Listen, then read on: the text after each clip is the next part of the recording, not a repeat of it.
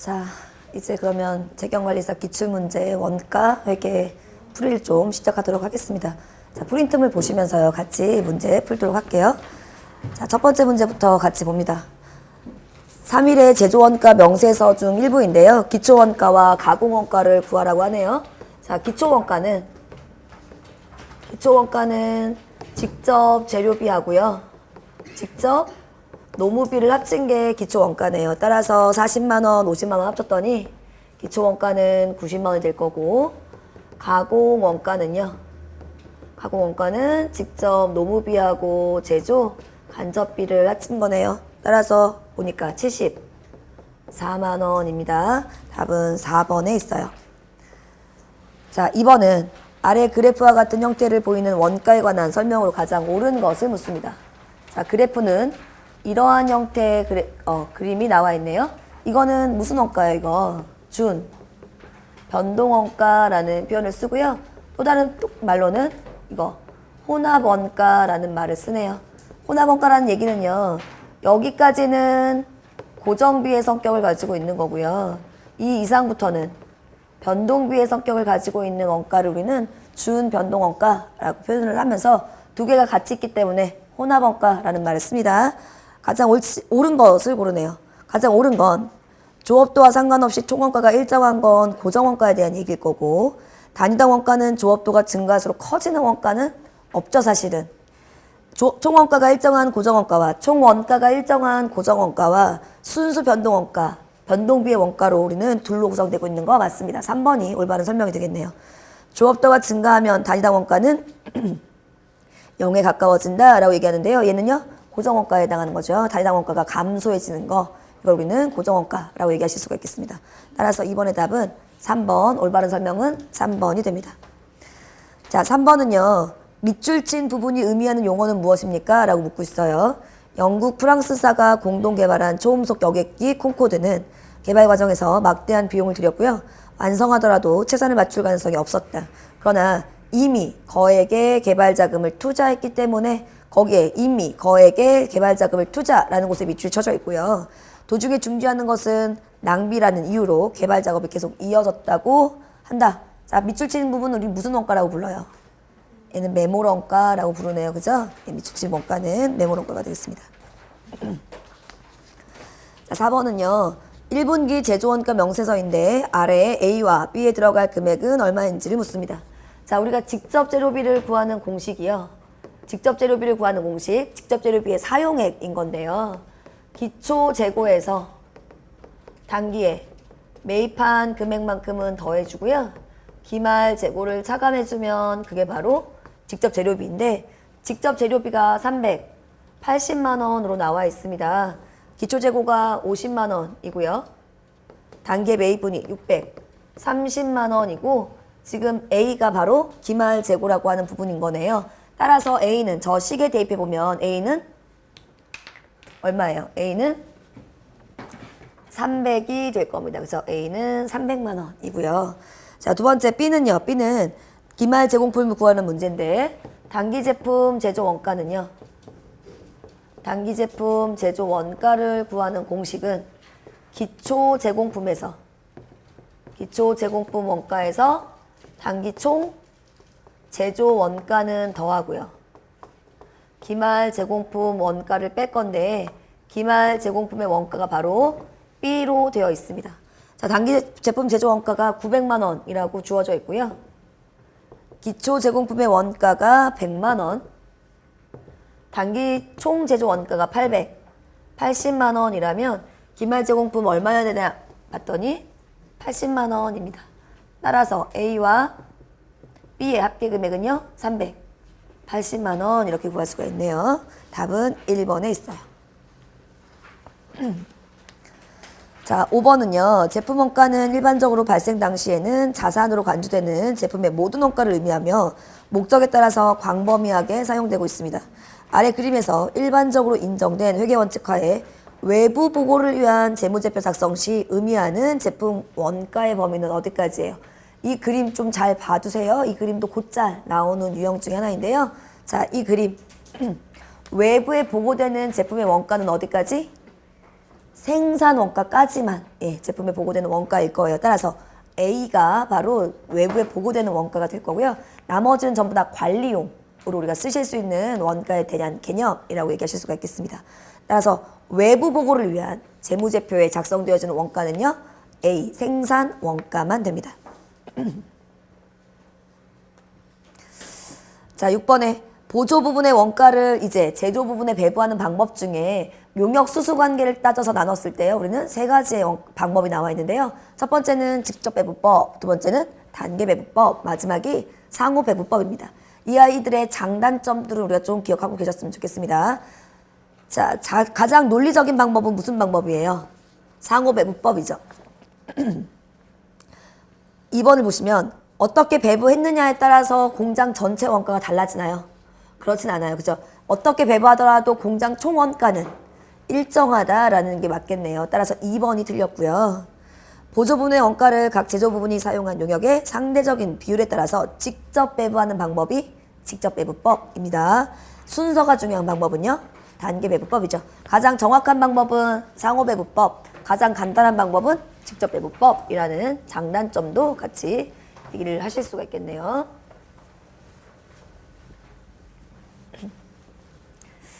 자, 다음 문제는 그 여러 가지의 보조 부분의 원가를 제조 부분에 배부하는 방법 중에 직접 배부법에 대한 문제가 나옵니다. 자, 직접 배부법에 의해서 우리가 배부했을 때 보조 부분의 원가 A와 B가 C에게 각각 얼마씩 배부될 거냐를 묻고 있습니다. 자, A의 원가는요. A 보조 부문이라고 하는 A의 원가는 지금 발생 원가가 40만 원이래요. A의 원가는 40만 원이고요. B에서 발생한 원가는요. 48만 원입니다. 자, 우리가 구하고자 하는 건 C에 배부될 보조 부분의 원가만 알면 되는 거니까 다 구할 필요는 없는 거예요. 그렇죠? 그래서 우리는 C에게 배부될 부분만 좀 살펴보겠습니다. 자, 직접 배부법이라고 하는 건 보조 부분에 배부하는 거 배부율 고려하지 않습니다. 오로지 직접 제조 부분에 배부된 그 배부 비율만 따져보실 거예요. 자, C와 D에 배부된 A의 배부율은요, 토탈 80%였고요. 그 중에 C에게 배부한 배부율은 30%. 요 비율대로 40만 원을 배부해주면 되겠네요. A의 원가는 C에게 얼마만큼 배부되다 계산해보면 15만 원만큼이 배부가 됩니다.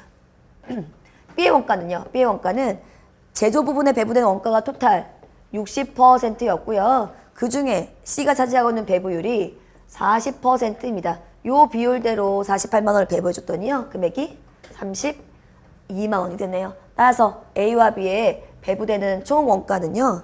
47만 원이 되겠습니다. 47만 원.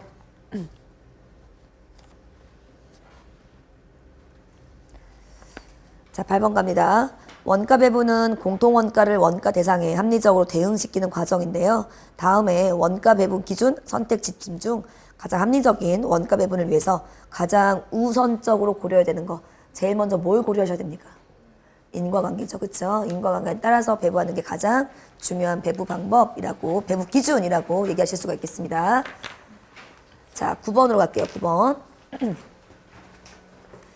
개별원가 계산 제도가 나타나고 있고요. 개별원가 계산을 하는 제도를 이용하여 원가 계산을 하는 3일의 작업 A101과 관련된 것이다. 단기 작업 A101과 관련된 원가표가 직접 재료 원가, 직접 노무 원가, 그리고 제조 간접 원가라고 구분이 되어 있고요. 단기에 전부 다 완성됐대요. 완성된 작업 A101의 기초 제공품 원가는 53,000원이래요. 작업 A101의 단기 제품 제조 원가는 얼마입니까? 라고 물었어요. 작업 A101의 작업 원가표에 의해서요. 우리가 단기 제품 제조 원가를 구하고자 합니다. 이 아이의 작업 원가표예요.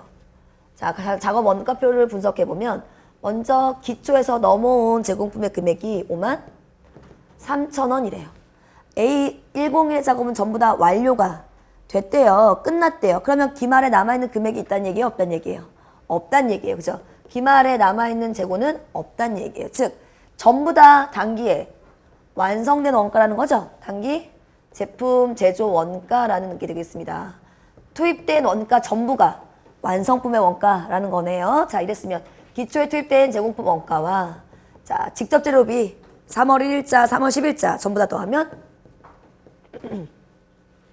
59만 원이고요. 직접 노무비는요. 직접 노무비는 1일자, 10일자 전부 다 더했더니 그죠? 17만 7천 원이 되겠네요. 제조 간접비는요. 투입된 원가가 전부 다 15만 원이 되겠습니다. 이게 전부 다 같아야 되는 거니까요. 전부 투입된 원가가 전부 다 단기 제품 제조 원가가 되겠네요. 자, 투입된 원가를 모두 다 더해보면 금액이요. 97만 원이 되실 거예요. 자, 기말은 없으니까 모두 다 단기 제품 제조 원가로 금액이 97만 원 이렇게 배부가 되겠습니다. 단기 작업 A101의 단기 제품 제조 원가는 97만 원입니다. 만약에 기말에 남아있는 부분이 있었으면 그 부분만큼 빼고 나머지가 완성품의 원가가 되실 수 있습니다. 자, 이런 개별 원가 계산 제도는 어느 업종에서 주로 쓰이나요? 주문 생산되어지는 업종이에요. 그죠? 보통 우리가 건설업, 항공기 제작업 이런 것들을 많이 얘기하는데요. 다음 10번에서 개별 원가 계산 제도가 이용하는 것이 가장 적합한 제품으로 옳은 거 뭐예요? 3번입니다. 그죠? 주문 제작하는 군함이고요. 나머지 전부 다 대량 생산하는 아이들의 원가는 무슨 원가예요? 종합 원가 계산으로 진행을 하셔야 되겠습니다. 자, 11번으로 갑니다. 종합원가 계산 제도를 적용함에 있어서 선입선출법과 평균법에 관한 설명으로 가장 올바르지 않은 것은? 이라고 묻습니다. 선입선출법과 평균법의 차이가 나는 이유가 뭐였어요? 기초재고가 있느냐 없느냐에 따라서 우리가 차이가 나는 거였습니다. 기초재고 때문에 우리는 평균법과 선입선출법의 완성품 환산량의 차이가 발생하는 거죠. 평균법 적용하의 완성품 환산량은 선입선출법 적용하의 완성품 환산량보다 크거나 같다라고 얘기하는데요. 그 차이 수량은 기초 제공품의 완성도만큼이 우리가 차이 수량이라고 얘기하실 수가 있을 거고요. 평균법은 완성품 환산량 계산 시 기초 제공품을 모두 다 단기에 착수한 것으로 간주합니다. 원재료 단가 산정 시 선입선출법을 사용하더라도 종합원가 계산을 적용하게 되면 평균법을 쓸 수가 있어요. 올바르지 않은 건 4번인데요. 기초 제공품이 없다면 완성품 환산량 단위당 원가를 구하는 게 달라집니까? 안 달라지죠. 그쵸? 차이가 전부 다 기초 제공품 때문에 발생하는 거기 때문에 기초 제공품이 없으면요. 결과는 두 개가 같습니다. 굳이 선입선출법과 평균법을 구분하실 필요조차가 없었죠. 올바르지 않은 건 4번이 되겠습니다. 자, 종합원가 계산에서의 이제 계산형 문제가 하나 나오는데요. 기초 제공품은 없습니다. 단기에 착수한 게 총 1600단위이고요. 완성품이 800개입니다. 그때 투입된 원가가 24만 원이었습니다. 모든 제조 원가는 공정, 진척 정도에 따라 투입되는 것으로 가정할 때 그 말은요. 재료비와 가공비를 구분할 필요가 없는 거죠. 그쵸? 전부 다 공정 진행률만큼 투입된다라는 의미는 굳이 재료비와 가공비를 구분하실 필요는 없겠습니다. 완성품 환산량 단위당 원가가 200원이라면 기말 제공품의 완성도는 얼마인가요? 자, 우리가 종합원가 계산에서의 제일 먼저 순서가 있었죠. 그쵸? 5가지의 순서에 맞추어서 우리가 이제 원가 계산을 하셔야 되는데요. 제일 먼저 첫 번째 물량의 흐름을 파악하는 거죠. 자, 기초 재고는 없다 그랬고요. 단기에 투입되는 수량이 1600단위가 투입된다 그랬어요. 완성된 수량과 기말에 남아있는 수량이 있을 텐데요. 완성된 수량은 투입된 부분이 전부 다 완성됐을 거예요. 800개가 완성이 됐을 거고 기말에 남아있는 수량이 800개인데 이 아이의 진행도를 우리가 모르니까 이 진행도를 구하자라고 이렇게 나오는 거죠. 자, 우리가 두 번째는 물량의 흐름을 파악했다면 두 번째로 하셔야 될 게 바로 완성품 환산량을 구하는 건데요. 지금은 굳이 재료비와 가공비를 구분하실 필요 없이 그냥 하나의 원가로 우리가 구하시면 될 텐데요. 자, 기초 재고가 없는 상황에서 완성품은요. 그냥 전부 다 완성품 환산량이 되실 거고요.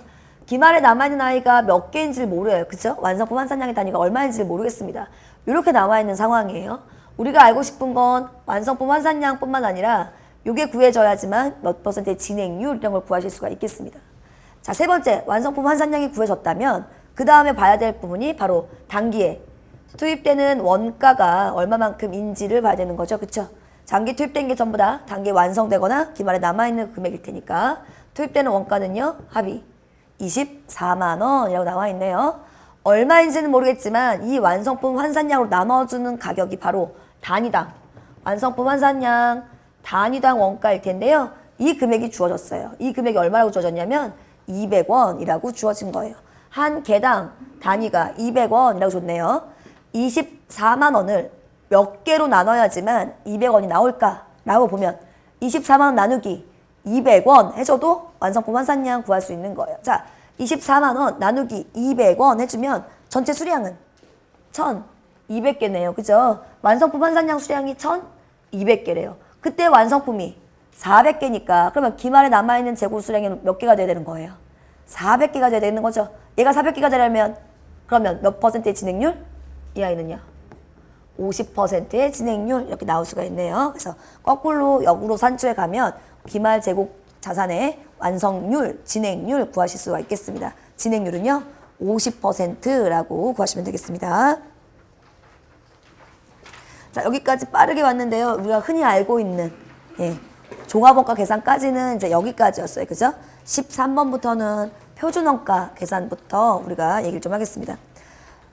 자, 표준원가 계산이라고 하는 건 제조부서의 성과평가라는 표현을 쓰기도 합니다. 제조부서에서는 원가가 많이 들어가는 게 좋은 거예요? 적게 들어가는 게 좋은 거예요? 적게 들어가는 게 좋겠죠. 그렇죠? 그래서 표준원가를 구하실 때 제일 먼저 실제 사용된 양과 가장 표준적인 사용량을 구하실 거예요. 그래서 실제 사용량은, 실제 원가는요. 실제 수량의 실제 단가를 곱해서 구하실 거고, 그리고 가장 표준 단가는 표준 수량의 표준 단가를 구하셔도 될 텐데요. 이때 이 표준 수량이 중요하죠. 이 표준 수량의 근거는요. 항상 뭐라고 했냐면 항상 실제 생산량을 근거로 한 표준 수량이다라는 거 잊지 마세요. 수량은 항상 실제 생산량을 기준으로 만든다라는 거 잊지 마시고요. 표준 수량은 이 Q에 대한 수량은요. 반드시 항상 이 아이는 실제 생산량을 기준으로 한다라는 거 잊지 마시고 표준원가를 구하셔야 되겠습니다. 자, 표준원가에서 이제 가운데 금액을 하나 의미적인 숫자를 만들 거죠. 앞에서 앞에 거 갖고 오고요. 뒤에서 뒤에 거 가져올 겁니다. 실제 수량에다가 표준 단가를 구하게 되면 의미적인 숫자가 하나가 생기면서 요 두 개 차이를 우리는요. 가격 차이라고 부를 거고요. 가격 차이. 요 두 개 차이를 우리는 수량 차이라고 얘기를 하겠습니다. 이게 바로 표준원가의 가장 기본이 되실 수가 있겠죠.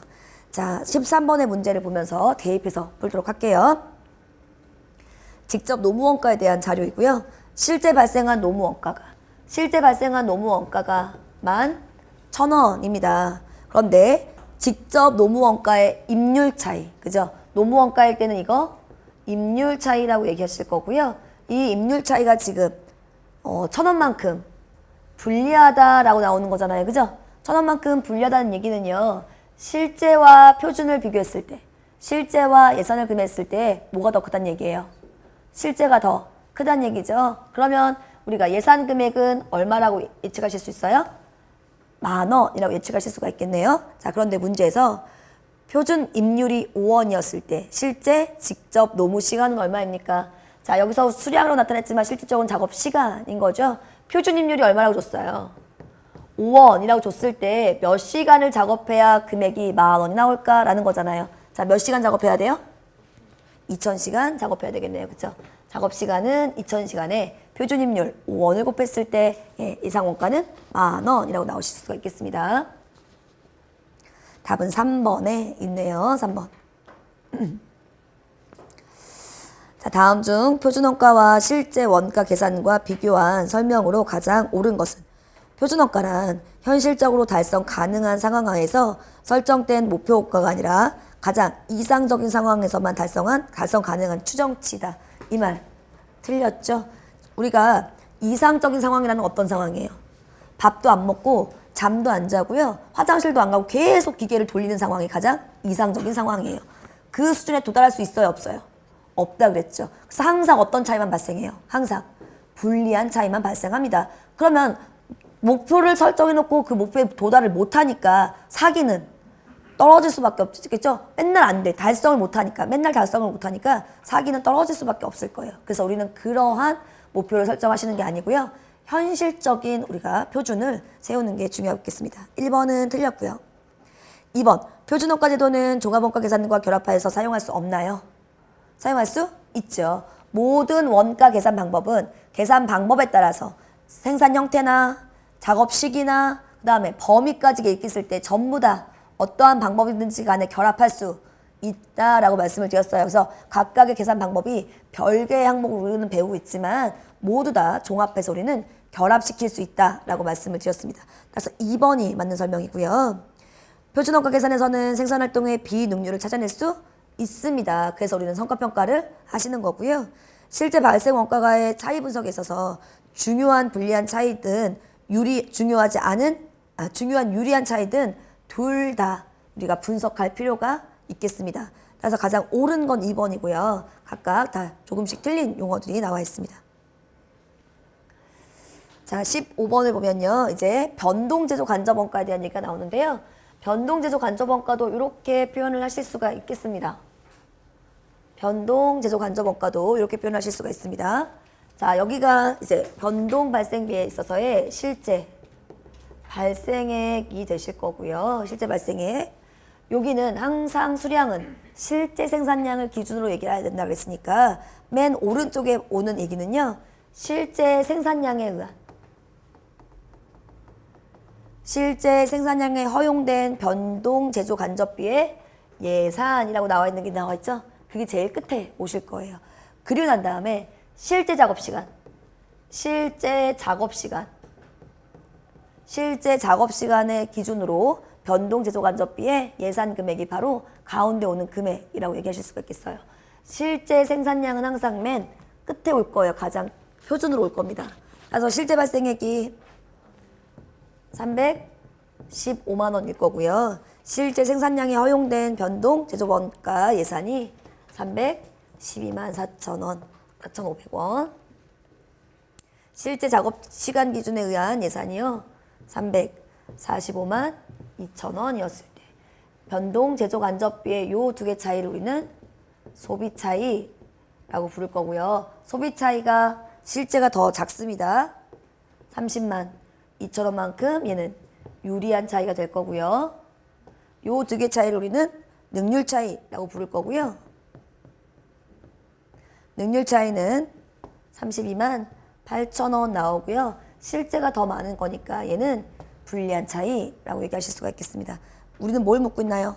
능률 차이를 묻고 있네요. 능률 차이는 32만 8천 원만큼 불리한 차이라고 답하시면 되겠네요.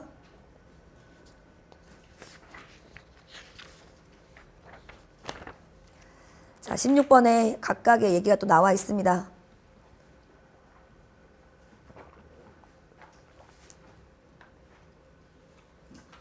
표준원가의 종류는 이상적 표준, 정상적 표준, 그리고 현실적 표준으로 구분할 수 있대요.